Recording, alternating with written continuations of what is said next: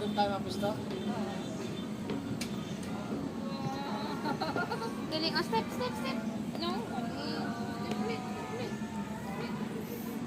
Oh, floating. Naka-floating tayo, mga kaputol. Yan. Okay.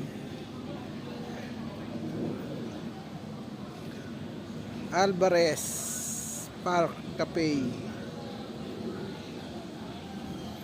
Ayan kaputol, first time natin pumasok dito, ano. Ayan. Uy, no, may mga tilapia. Oh. Ayan, kung trip nyong pumasyal sa mga ganitong location, itong lugar, ayan oh. Akala mo nakikita mo lang yung sa tabing dagat. Meron din yan dito sa Alvarez. Ayan ah. Marami ng mga sikat na mga kilalang tao guys ang pumunta rito. Papakita ko sa inyo mamaya. Siyempre isa na rin ako doon, sikat. Sikat Chupoy. Aray ko. Sikat Chupoy pala. Alvarez.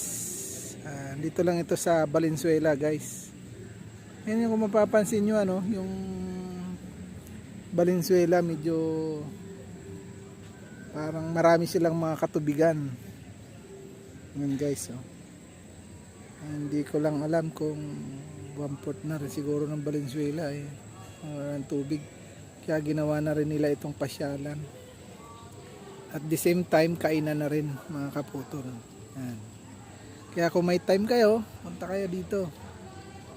Hanapin nyo lang sa Google Alvarez Park and Cafe.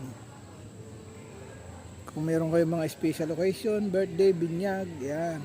Oy, Alvarez, baka naman si Kaputol Soy ito. Birthday, binyag, birthday, kung ano mga okasyon guys, pwede rito.